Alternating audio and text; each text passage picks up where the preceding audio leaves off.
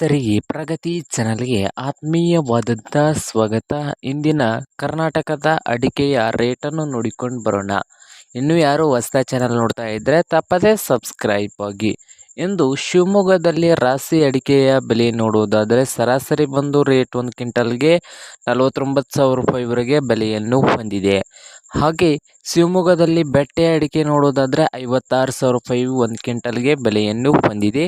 ಹಾಗೆ ಸಾಗರದಲ್ಲಿ ರಾಶಿ ಅಡಿಕೆಯ ಬೆಲೆ ಬಂದು 50,100 ರೂಪಾಯಿವರೆಗೆ ಸಾಗರದಲ್ಲಿ ರಾಶಿ ಅಡಿಕೆಯ ಬೆಲೆಯನ್ನು ಹೊಂದಿದೆ. ಹಾಗೆ ನೋಡುವುದಾದರೆ ಸಾಗರದಲ್ಲಿ ಚಾಳಿ ಅಡಿಕೆ ಬಂದು 40,000 ರೂಪಾಯಿವರೆಗೆ 1 ಕ್ವಿಂಟಲ್ಗೆ ಹೊಂದಿದೆ. ಹಾಗೆ ಸಾಗರದಲ್ಲಿ ಸಿಪ್ಪೆಗೋಟು ಬಂದು 19,000 ರೂಪಾಯಿವರೆಗೆ 1 ಕ್ವಿಂಟಲ್ಗೆ ಬೆಲೆಯನ್ನು ಹೊಂದಿದೆ. ಹಾಗೆ ಕೊಪ್ಪದಲ್ಲಿ ರಾಶಿ ಅಡಿಕೆ ಬಂದು 53,000 ರೂಪಾಯಿಯನ್ನು ಹೊಂದಿದೆ 1 ಕ್ವಿಂಟಲ್ಗೆ. ಹಾಗೆ ಕೊಪ್ಪದಲ್ಲಿ ಬೆಟ್ಟೆ ಅಡಿಕೆ ನೋಡುವುದಾದರೆ 61,000 ರೂಪಾಯಿವರೆಗೆ ಬೆಟ್ಟೆ ಅಡಿಕೆಯ ಬೆಲೆಯನ್ನು ಹೊಂದಿದೆ. ಹಾಗೆ ಬಿರೂರದಲ್ಲಿ ರಾಶಿ ಅಡಿಕೆಯ ನೋಡೋದಾದರೆ ರೇಟ್ ಬಂದು 49,000 ರೂಪಾಯಿವರೆಗೆ ರಾಶಿ ಅಡಿಕೆ ಬಿರೂರದಲ್ಲಿ 1 ಕ್ವಿಂಟಲ್ಗೆ ಹೊಂದಿದೆ.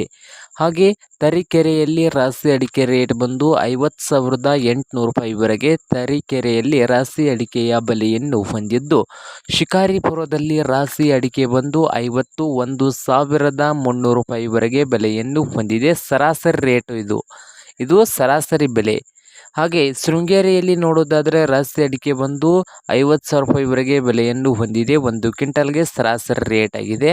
ಹಾಗೆ ತೀರ್ಥಹಳ್ಳಿಯಲ್ಲಿ ರಾಶಿ ಅಡಿಕೆ 51,000 ರೂಪಾಯಿವರೆಗೆ ಸರಾಸರಿ ಬೆಲೆಯನ್ನು ಹೊಂದಿದ್ದು, ಹಾಗೆ ಸೊರಬದಲ್ಲಿ ರಾಶಿ ಅಡಿಕೆ 50,000 ರೂಪಾಯಿವರೆಗೆ ಸರಾಸರಿ ಬೆಲೆಯನ್ನು ಹೊಂದಿದೆ.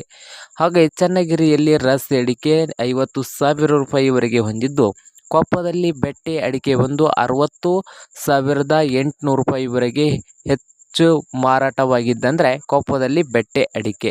ಹಾಗೆ ತೀರ್ಥಹಳ್ಳಿ ಬೆಟ್ಟೆ ಅಡಿಕೆ ಬಂದು 60,000 ರೂಪಾಯಿವರೆಗೆ 1 ಕ್ವಿಂಟಲ್ಗೆ ಹೊಂದಿದೆ.